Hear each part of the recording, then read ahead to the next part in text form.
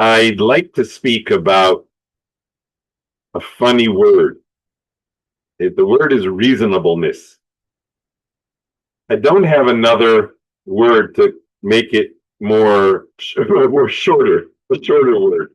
It's reasonableness, and its opposite is unreasonableness. And we are living in a world where there's a tremendous tolerance for unreasonableness. It is not, like people try to call it out and say that somebody's being unreasonable, but they don't really characterize what it means to be unreasonable and how we're supposed to address our tendency to unreasonableness. So let's start with the basics. The basics is that unreasonableness draws from a flaw of midos.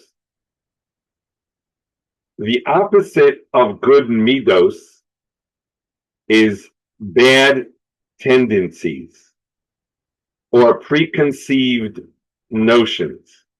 So reasonableness is only possible where there are good midos. People assume that reasonableness is possible if a person knows how to think his way through a problem or think his way out of a corner. And that's not true. People who have amazing analytical ability, who by all accounts are maybe even experts in their field, are still subject to unreasonableness if they don't have good midos.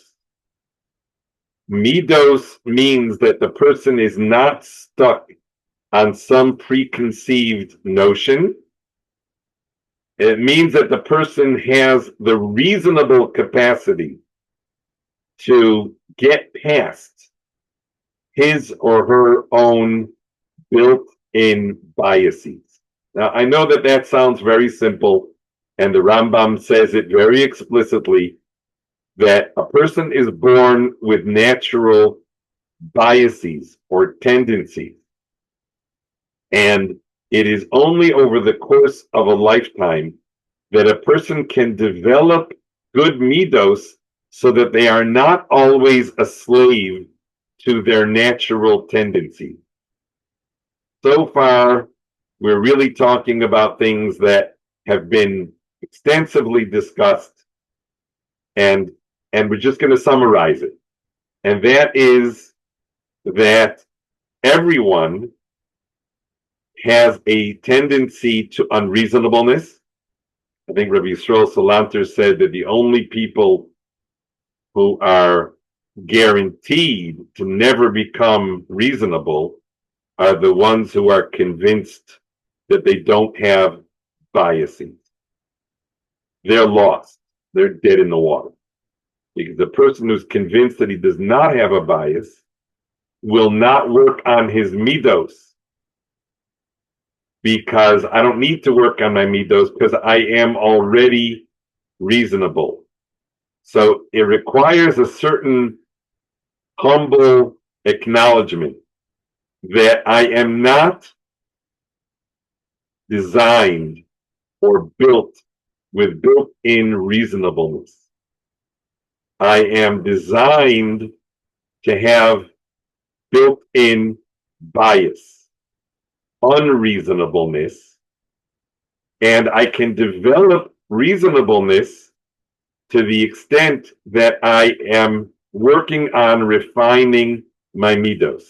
Now, what that means is that I recognize that I am here to become more like HaKadosh Baruch Hu. And HaKadosh Baruch Hu does not have biases.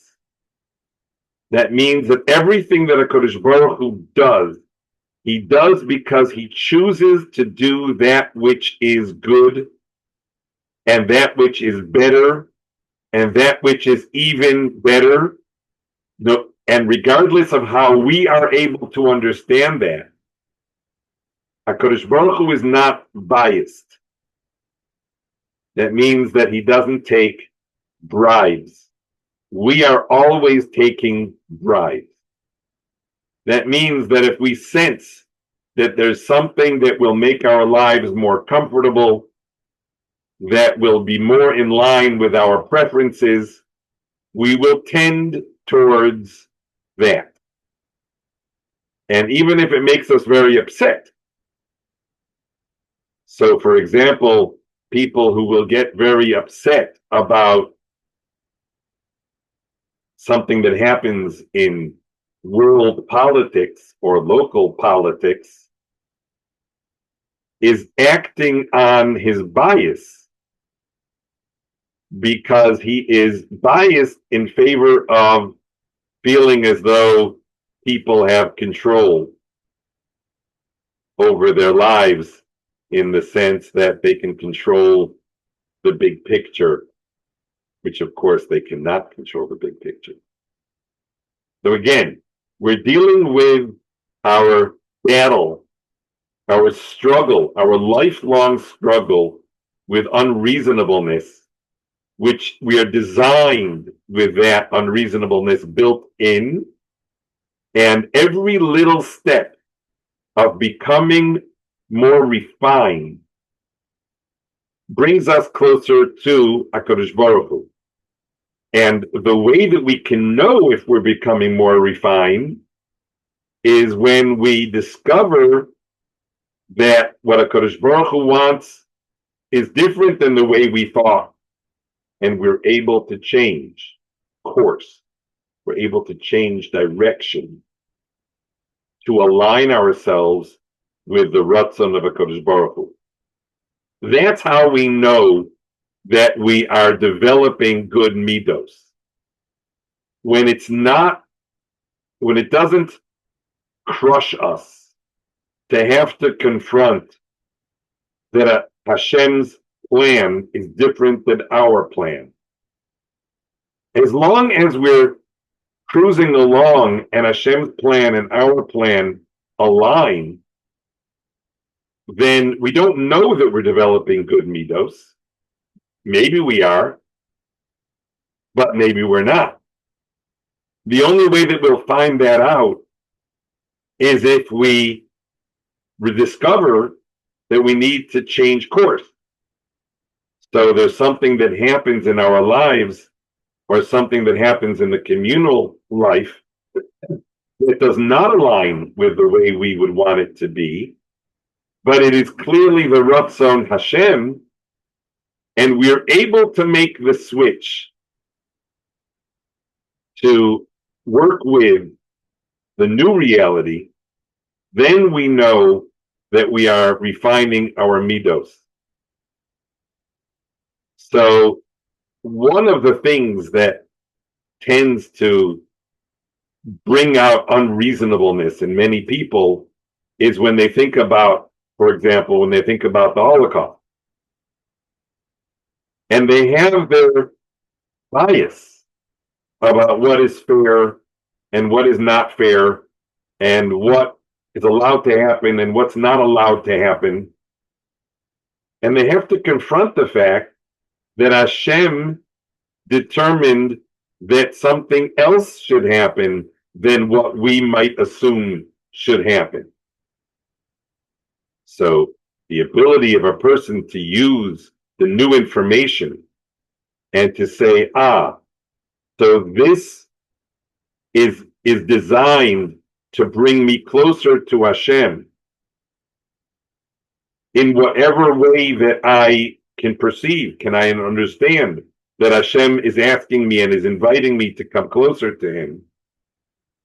So we then are using our good midos when we get stuck. And we can't see an event that we didn't like as being the Ratzon Hashem to bring us closer to Him. If we can't do that, It's because we are stuck in unreasonableness, which is understandable because that's how we're designed. We're designed with unreasonableness, but it means that we still have a road to go ahead of us to become more able to recognize and to change, for example, to change what we would have wanted in favor of the Ratzon Hashem. So the term that is used is Batel Ritzoncha Mipnei Ritzono. So we're setting aside our will in favor of Hashem's will. That's only possible when a person has developed good midos or is developing good or better midos. And to the extent that they develop better midos, they're able to relate to new situations that don't align with the way they wanted things to work out. They're able to adjust to those and see them as opportunities to come closer to Hashem. So what we're looking at is a road. We have to map this road from bias, or what we might call unreasonableness, towards reasonableness. And reasonableness could also be referred to as appropriateness, because the only way to be appropriate in a situation is to see the situation as an invitation to come closer to Hashem. Then we can be appropriate instead of being biased or predictable or unreasonable. So the road that that each person is on is obviously unique, because each person is born with different types of unreasonableness. And that's so important to remember, that the person that you're speaking to was not born with the same unreasonableness that you were born with. They were born with different unreasonableness, and their avoda, their path to try to become more reasonable is different than yours. We tend to assume that we share unreasonableness with everyone, or maybe more correctly, most people assume that they're the only reasonable person walking around and everybody else is unreasonable, like the old story with the taxis here in Israel. It has stopped. But the taxis in Israel used to come together with a lesson in political science, where none other than the driver himself had the solution to all problems on the Jewish agenda.